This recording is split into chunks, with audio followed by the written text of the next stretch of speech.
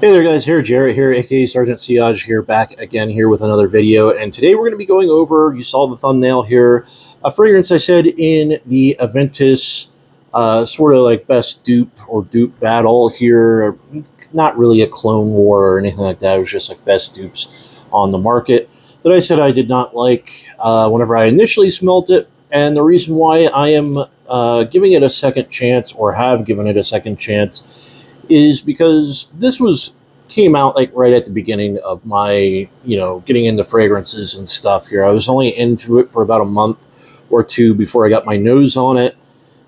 Didn't really like it too much here because of I would guess it's the caramel note, but I have a few comments here about that now here because I think it might have been something else, but we'll see here as we get into the video. But I think I can admit that I was wrong on this one. Now that I've smelt this again here, I purchased this about 2 weeks ago, so I have a little bit of time with it. I've had about 2.5 wearings with the fragrance now, and it's done really well. And then it got really hot here in PA to the point that you can't really get away with like wearing something like this. I would say that in the high heat, this is something here that you would have to go like really light spray. I've like sprayed it in like creases of my arms and stuff here to just like one spray to see how it would perform and stuff, and then I've given it like 2 full wearings before like the heat wave hit. So this is really good, I will say that here. So I do think that I was wrong on that here. I'm sorry for the lighting here. This was kind of a spur of the moment video, but I do think here that this is a really good fragrance, and I think that I was wrong here because I'm not sure if it was the caramel note or the musk or the vetiver in the base of this that was throwing me off a little bit here, because I want to say it was more the base note. Something in the base note was off to my nose a little bit here, and now it's not so much here off. Now that my nose has matured a little bit, I've gotten my nose on a lot more fragrances. I think this is actually really good. And actually what this reminds me a lot of, because I think it's occupying the same space here with a lot of like that clean musk and that vetiver in the base. I mean, it's really fruity on the top here, very sweet. So you do have to like sweet fragrances here in order to like this one.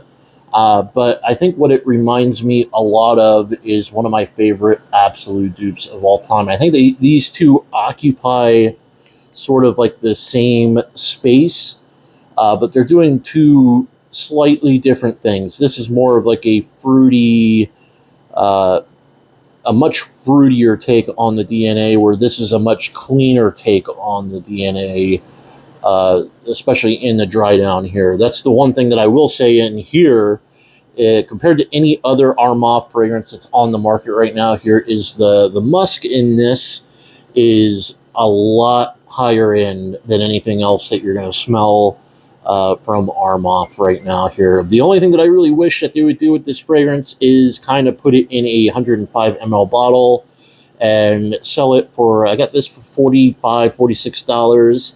Maybe sell 105 mLs for like $60, $65 and call it a day.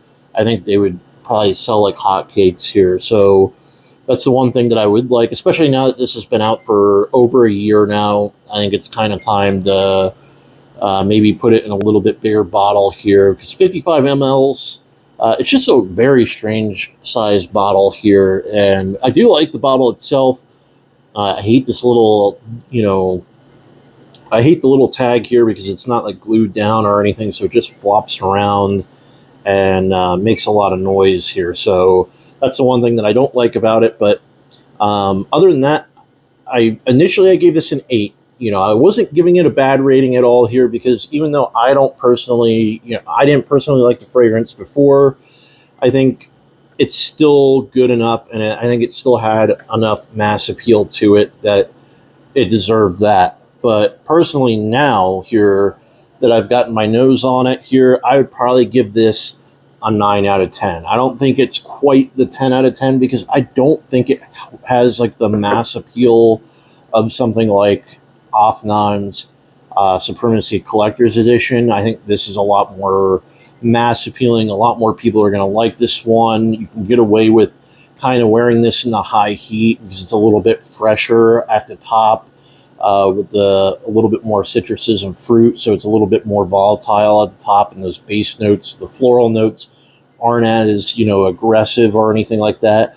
The only thing that you would have to be careful with this in the high heat is that birch. I think the birch is the only thing that you would have to watch out for here, because it can kind of come off as too much if you spray it on a little bit too heavy. But I would probably give this a 9. I mean, this is still a 10 out of 10. This stuff is fantastic. Like I said, this is my favorite release of 2024, like Middle Eastern releases. But this is still a very solid take here. Like, my wife loves this stuff. She loves this too. So they kind of go hand in hand, but they're not that similar in the scent profile, because even though this is considered to be like an absolute dupe, I think this falls more like smack in between Absolute and actual Adventus itself. And I think they did it fantastic the way they did the twist. But I really like this stuff quite a bit. The longevity on it was good, not great here. I would say great, but not beast mode. I would say I get like 12 to 14 hours of longevity with this, whereas this I'm getting about 10 in the terms of longevity. In projection, though, I think that's where this really shines. You're going to get 3 to 4 hours of really, really good projection off of this. You may even go nose blind to it here, because the first time I wore this, I actually did go nose blind to it a little bit, and I'm getting like 3 to 4 hours of good projection off of this, which is more than anything else here that I have on the table right now. So like this, you're probably only going to get about 2 hours of solid projection here whenever it comes in terms of that. Keep in mind, though, that this is an extrait, so it is going to pump off a little bit with the fixatives and the way that they work here. Extraits have a little bit more fixatives in them, which pump off a little bit more, especially compared to like parfums and stuff. The percentages of the amount of fixatives that you can have in per oil concentration is what helps this, compared to like parfum like Club de Nuit limited edition parfum. Not a very projecting fragrance here, especially whenever you're in the heat of summer like this with a lot of humidity. But this did really well in terms of longevity and performance. So where does it kind of stand now in like my rankings here? Well, I would personally say, because I initially gave this is Amaya's Abadi Saga. I personally gave this an 8.75 at first initial rating here, but now that I've had a little bit of time with it and a few wearings with it, the scent profile is really good. It's really nice. It's a solid fragrance for them here to come out with.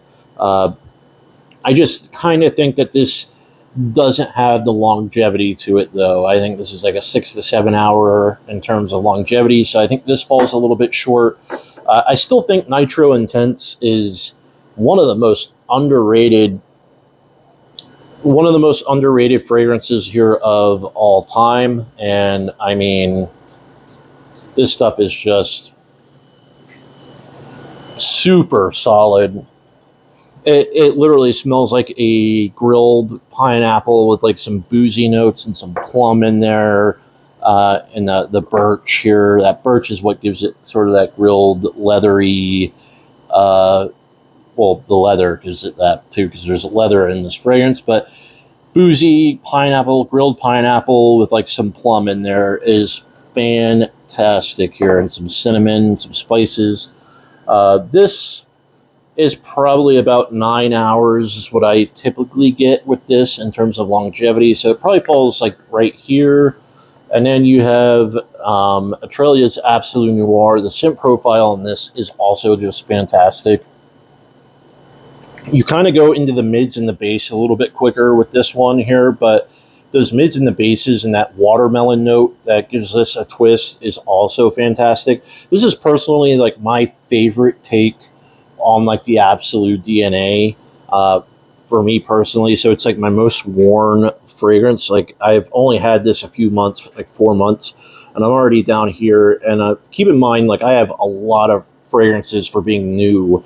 Like, I have almost 80 fragrances in my collection, so the fact that I keep going back to it speaks a lot here. So I kind of put it right there, but I would probably still put Afnan's collector's edition like in the front here. I know you can only see like the top of the bottles here on the table right now, but you know, this would be like my rankings in terms of like longevity and performance, sort of like mixed and combined.